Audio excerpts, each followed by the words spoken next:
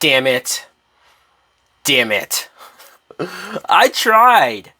I try with these 31 days of horror movie reviews. I try to add in a couple of random films that I either one day was hoping to watch and had never seen before, or movies that I like and I think would make a good piece of the list.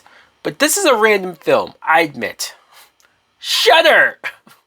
Shudder is a 2008 film, and it was originally a Thai horror movie, and it was remade, of course, around this time because of the success of movies like The Ring and The Grudge. We got so many Japanese horror films that Hollywood was like, ooh, which one can we do next? Which one can we remake next?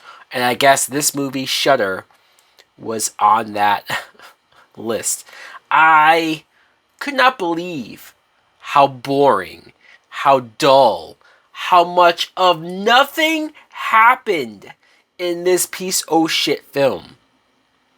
It was directed by Masayuki Ochiwa. I clearly did not pronounce that right, but let me tell you this. Just because you have a Japanese director doing a originally Japanese or Thai film does not make for a good American remake. I don't know how this just fell apart so fast. The story itself, I've never seen the original film, so maybe it's told better there. But between the story, I feel like being lackluster and also very predictable, between the acting being shit and even the directing or the editing, the way how this movie was put together, it seemed so slapped together, lazily put together, or maybe there's a bunch of stuff cut out of this movie, which thank God, because it's only an hour and a half long. Can you imagine if it was longer? Let's start with the plot. We have this newly married couple, Jane, played by Rachel Taylor, and Ben, played by Joshua Jackson. Remember Joshua Jackson? Remember when Joshua Jackson was in a bunch of shit? Like, not just Dawson's Creek, but he was in a few things late 90s, early 2000s. Well, they're a couple who he just got this new job in Tokyo to be a photographer, so they move out there. Of course, right? You have a Japanese story, but because we're remaking it for America, you have to have American actors go to Japan in order to make any of this work. And so every time that Joshua Jackson, when he takes pictures, there's this weird light and there's a shutter in the picture that makes everything look warped and overexposed, and they can't really figure out why. Oh, I skipped the most important part. As they were driving, they hit a person. Yeah, and if you see the way that this car crash or hit and run, whatever you want to call it, how this is filmed, how this is spliced, and oh, brutal. So they hit this girl, and Rachel Taylor especially says, oh my God, we just killed somebody. But Joshua Jackson's like, no, what are you talking about? There's no one here. And she's like, no, but there was a woman and we hit her. And he's just like, don't worry about it. But to be fair, the cops didn't find anything either. So while they're in Tokyo, she's freaking out. She's having, I don't know if it's premonitions or just visions, hallucinations. She swears that she's seeing this woman that she thinks they hit everywhere. And there's a moment where she's trying to talk to Joshua Jackson, her newlywed husband, trying to say that, look, this is what's going on, and I think either that girl's hurt or we did kill her and maybe she's after us. And Joshua Jackson just says, shut up.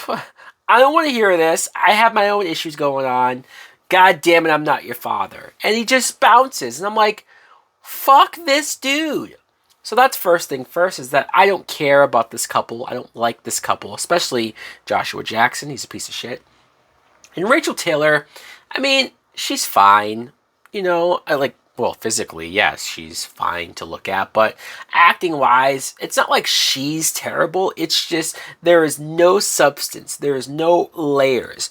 We don't even know how these two met. We don't know how they fell in love. We don't even know how long they've been together. It's just so forced and so rushed and so thrown together. I know nothing about her besides she's a pretty blonde. And she's being stalked by a ghost. The same sort of format that I think we've seen quite a number of times. And nothing happens. It's just a bunch of her walking around the streets of Tokyo. And it's not even the nice parts of Tokyo or the beautiful parts of Tokyo, at least what you usually see in movies with the bright lights and the busy cities. And you're like, okay, yeah, this looks like a place I'd like to go to. No, she's visiting like the grungiest parts of Tokyo where it just looks like any alley really anywhere in the world. Doesn't look special, doesn't look interesting, and we're just wasting time of her looking at little kids and their parents having a good time, and she's smiling. And like, what are we doing here? What's the point of any of this? To kill time? To pat this movie out so that it is an hour and a half long and is long enough to be considered a film? And then eventually Joshua Jackson starts to see the same stuff that she saw. So of course he comes around. There's even a moment when they go to see like some sort of fortune teller or some guy that can supposedly tell them what's going on. And Joshua Jackson is translating everything to Rachel Taylor, and he's telling her everything that this guy's saying. But the guy doesn't say anything. He doesn't say anything substantial, doesn't say anything interesting, doesn't say anything important. And then Joshua Jackson, after translating everything, after sitting there and telling her everything that this guy says, he eventually just gets up and says, oh, this is a waste of time, it's over. And it was. It was a big fat waste of time. Like, what was the point of that scene? So much of this movie is a big fat waste of time. We didn't learn anything. They don't learn anything. This movie is bullshit. It's bullshit. And then you get to the end and the twist. And when I say twist, fuck you. Because I saw this twist coming a million times from away. Like, it was so obvious. It was so in your face. And I'm not saying that the movie was trying to be an M. Night Shyamalan, like, oh my god, you're so shocked, and it now makes you think differently of everything. Not really. But it just, because you do already can figure it out, it just makes you wonder, like, can we get there? Can we get to the end? Can we get to the part where everyone dies? Can we get to the part where things are revealed? And I was going to go into it. I was going to get into spoilers and talk about, like, oh, this is what's going on with the ghost. This is why she's going after them specifically. This is why Joshua Jackson is a dick. And I don't care. I didn't care enough to get into it. In case some people are wondering, because I'm just now realizing, people are probably watching this and thinking, why did you pick this movie? Shudder. The most random film probably ever that I could have watched and reviewed. When I started buying DVDs and Blu-rays, first building up my DVD collection, it was around 2007, 2008, 2009, like around those years.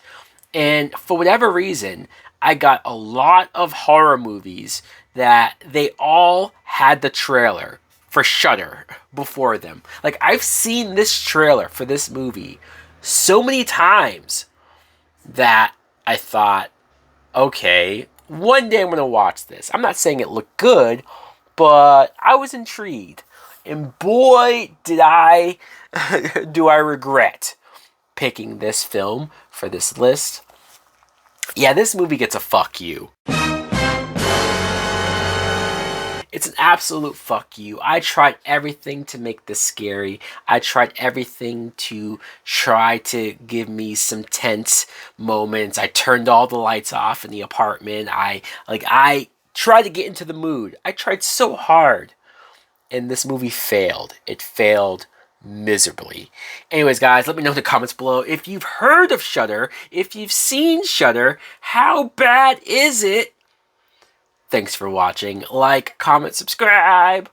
Later! Please won't you say my desire?